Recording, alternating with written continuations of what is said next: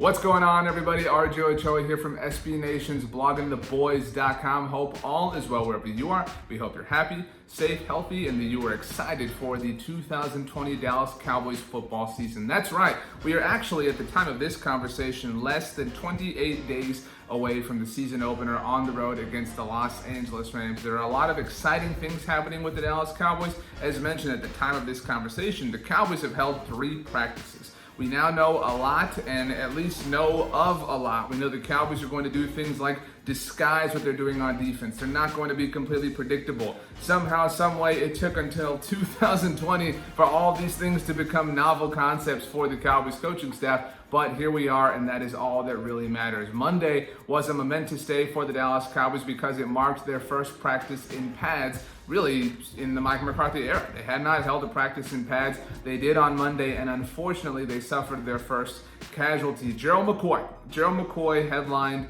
the Dallas Cowboys free agent signings. Obviously, there are a lot of big-name free agents that we are excited about the Cowboys having.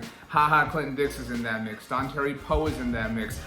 Even just as late as last week, Everson Griffin is in that mix. But Gerald McCoy was maybe somebody that most people were excited to see more than anybody else. Gerald McCoy, obviously, signing with the Cowboys a 3-year deal this offseason to be their star defensive tackle, to be their leader, to be a veteran presence, to be somebody who has been there, done that, and experienced a lot of things in the NFL. And Gerald McCoy has been very excited to be a Cowboy. We all know that he went to Oklahoma. We all know that he has ties to the area. Gerald McCoy has played most of his career for the Tampa Bay Buccaneers, and they haven't always been a team that had Tom Brady on them. So Gerald McCoy has talked multiple times about how he's been excited to play on national television a lot with the Dallas Cowboys.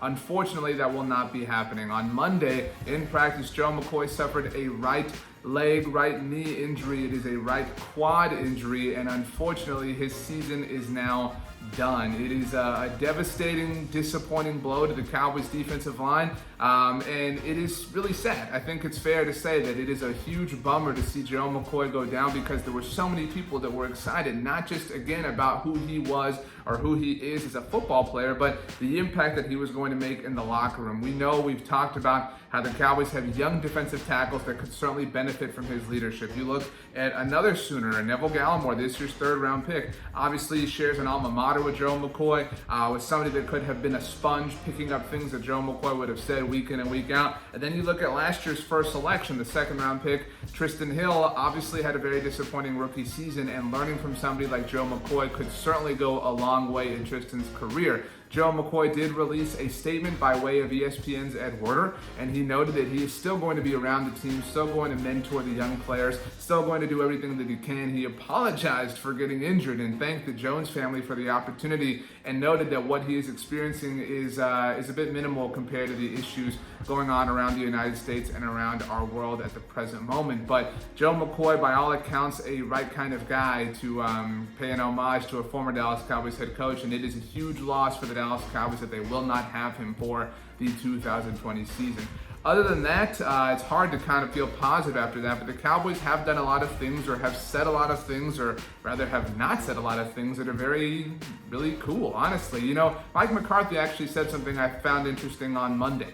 He was talking about Ezekiel Elliott and Tony Pollard and how they were going to be utilized, and he said, look, I'll be honest with you, all due respect, I don't want to tell you how we're planning on using them because, you know, we're a first-year staff and obviously not going to have any preseason games. I want to keep things close to the vest. And while that is a little silly, you know, everybody knows that they're going to focus on Amari Cooper and Michael Gallup and CeeDee Lamb. The Cowboys offense is obviously a very good one in the NFL. It is a different beat as far as the Cowboys coach is concerned to hear that type of answer, to see that type of disposition. And so Mike McCarthy seems to want to do things his way. We're seeing that in a lot of ways. We talked about the red practice jerseys that the quarterbacks are wearing. A new development there is that all players have names on the back of their jerseys. And again, I know that this is just the jersey that the players are wearing, but this is a new development. This is a new thing. We're talking about a team with a storied history in the Dallas Cowboys that is changing things like that. I do find it interesting, somewhat coincidentally, that the New York Giants, where Jason Garrett ended up, took away player names from the back of their practice jerseys. So